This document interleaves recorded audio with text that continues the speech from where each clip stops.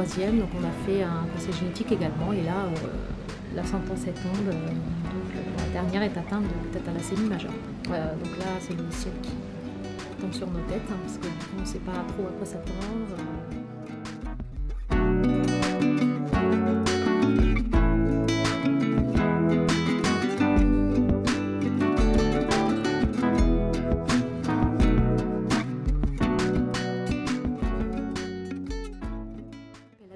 J'ai 43 ans, j'ai 3 enfants, 11 ans, 10 ans et 5 ans, dont la dernière est atteinte de bêta-thalassémie majeure.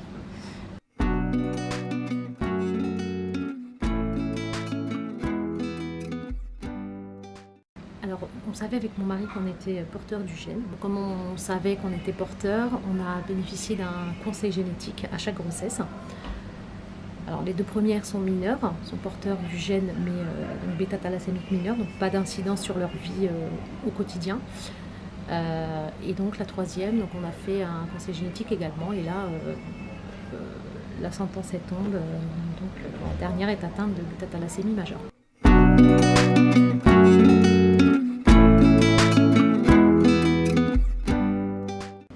Donc là, c'est le ciel qui tombe sur nos têtes, parce que du coup on ne sait pas trop à quoi s'attendre. Alors on me propose l'interruption médicale de grossesse, mais le truc c'est que je suis pas trop interruption. Enfin voilà, moi je voulais qu'on m'informe de la maladie, en fait. Je voulais qu'on m'informe des conséquences, enfin voilà, et savoir si on pouvait se projeter ou pas avec mon mari pour supporter ce traitement. Donc là, je suis rentrée en contact avec des associations de patients, et qui m'ont beaucoup aidée en fait dans la prise de décision, on va dire. Et donc ça m'a redonné de l'espoir, tout simplement. J'ai dit avec mon mari, on vivra ce qu'il y a à vivre avec elle. Je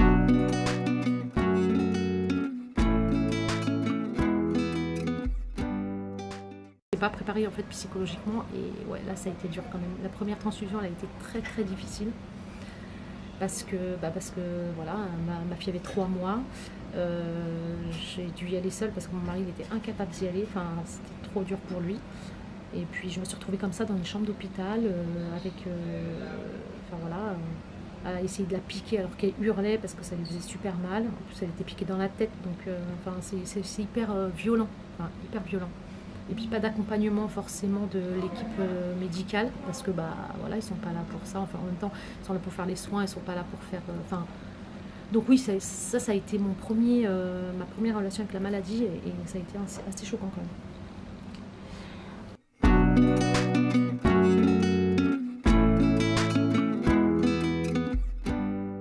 Parce que mon mari et moi travaillons, donc c'est une prise en charge au jour le jour.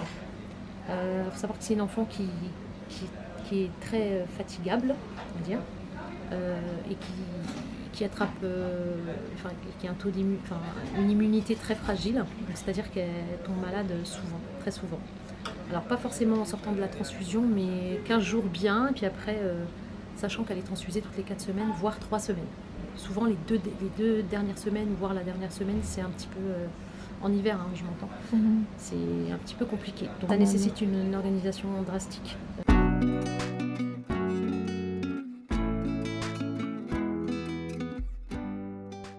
Je sais qu'elle est suivie dans le meilleur centre qui soit. Elle est suivie par des pontes, donc j'ai aucune crainte par rapport à ça.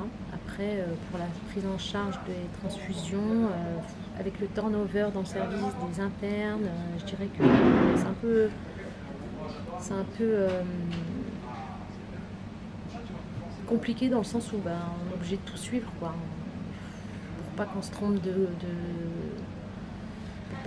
de volume de transfusion, il faut sans cesse répéter aux nouveaux internes le parcours en tout cas. Le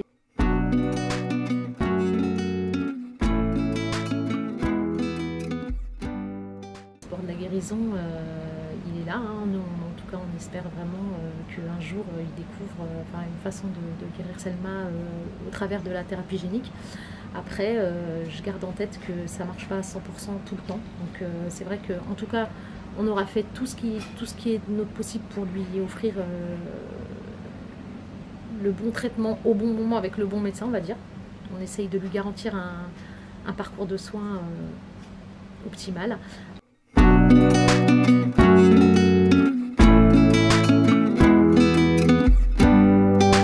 espoir, garder une positivité, voilà, et pas se morfondre en fait sur le fait que qu'on a cette pathologie.